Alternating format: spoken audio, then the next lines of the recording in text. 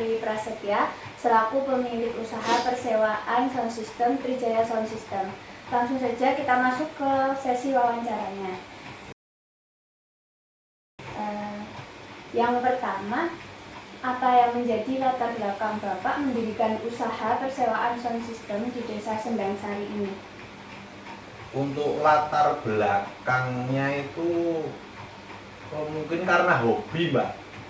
Jadi saya dari SMP itu hobi elektronika. Oh. Terus bagaimana ide awal bisnis ini muncul, Pak? Dan apa motivasi utamanya? Awalnya saya punya sound system itu sebetulnya cuma meneruskan. Jadi Pak D saya itu dulu kan punya sound system karena punya grup campur sari. Terus grup campur sari sudah vakum, bisa dikatakan bubar. Untuk sound system juga sudah nggak ada yang menjalankan. Jadi dulu itu memang saya tembung untuk saya hidupkan. Berarti yang menjadi target utama pasar bisnis ini utamanya siapa, Pak? Untuk kelas sound system punya saya itu kan, kalau di kalangan sound system itu kan masih kelas teropan, jadi belum kelas konser. Jadi untuk target pasar ya pengajian, terus acara kecil-kecilan lah, terus nikahan, barang itu. Untuk sekarang kan mungkin baru tren-trennya sholawatan, meskipun yang kecil-kecil tapi bukan yang sholawatan besar-besar itu. Berarti untuk strategi promosi awalnya itu lewat apa, Pak? Nah, untuk promosinya kita, kalau dari pengalaman senior-senior tukang-tukang sound itu dari pengajian nanti udah istilahnya kalau Jawanya getok tular, jadi ya udah terus ya itu mungkin dari mulut ke mulut, oh pakai sana gitu. Terus untuk sejauh ini, Pak, bagaimana perkembangan usaha Bapak sejak pertama berdiri hingga sekarang? Atau mengalami kenaikan atau penurunan? Kalau dari awalnya, untuk dari segi alat-alat memang sekarang punya saya ya istilahnya di dunia sound system itu udah build up lah sebagian untuk alat-alat utamanya. Kemudian, Pak, strategi apa yang Bapak gunakan untuk memperluas jangkauan atau pelanggan pasar? Untuk strategi mungkin kita juga lewat istilahnya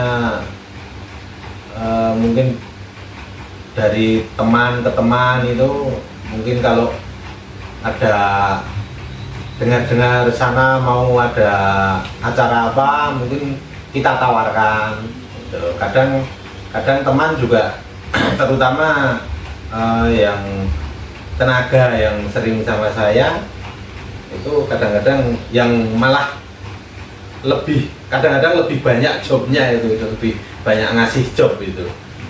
Berarti Bapak pernah menambah jenis pelayanan atau peralatan baru ya untuk menyesuaikan permintaan pasar? Pernah, kadang-kadang kan kalau acara misalkan sholawatan itu kan kadang-kadang ada yang minta ditambah lampu. Jadi lampu parlet itu merah, hijau, warna-warni itu pernah juga tambahan kayak gitu. Menurut Bapak, sejauh mana peran media sosial atau platform online dalam membantu pertumbuhan bisnis Bapak ini? Sangat berperan, Mbak, karena sekarang kan zamannya zaman medsos. Nah, itu. Baik, Pak. Kemudian saat ini resiko apa yang paling sering Bapak hadapi dalam bisnis persewaan sound system ini, Pak? Untuk resiko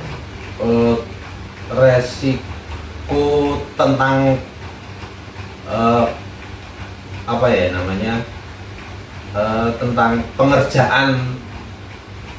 Kalau misalkan ada konsumen yang minta itu, resikonya kadang-kadang tempat. Nah, tempat itu kadang-kadang kan ada yang di pemukiman padat, terus mobil nggak bisa masuk, jadi resiko kita kita apa namanya, kita loading zone itu jauh. Kemudian bagaimana cara Bapak dalam mengantisipasi resiko-resiko kerusakan alat dan sebagainya itu, Pak? Untuk antisipasi kerusakan alat-alat sound itu memang alat-alat sound itu riskan ya.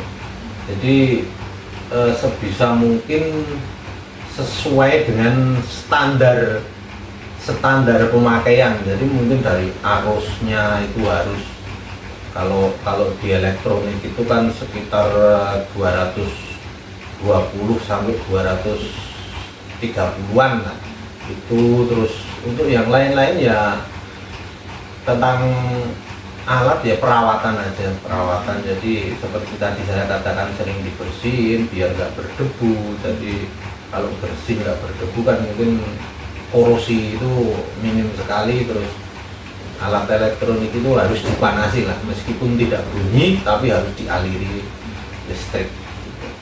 Kemudian menurut Bapak, apa risiko terbesar, Pak, yang mungkin muncul di masa depan tentang bisnis sound system ini? Untuk resiko mungkin lebih tepatnya persaingan tentang bisnis sound system ya Mbak. Jadi untuk itu, karena sekarang itu memang zamannya zaman digital, mungkin ya kedepannya lah sedikit-sedikit kita ya 1-2 kita nyicil tentang alat-alat yang memang harus mengikuti perkembangan zaman gitu. Baik Pak, cukup dari saya untuk sesi wawancaranya. Ya, Terima kasih banyak atas waktu yang sudah diluangkan. Sami-sami Mbak. Berdasarkan hasil wawancara, dapat disimpulkan bahwa keberhasilan Trijaya Sound System tidak hanya berasal dari modal saja, tetapi juga dari proses perencanaan yang matang, inovasi layanan, dan kemampuan dalam menghadapi resiko dalam menjalankan usaha sound system ini. Demikian video analisis bisnis persewaan sound system Trijaya Sound System. Semoga video ini dapat menjadi inspirasi dalam memahami penerapan konsep kewirausahaan.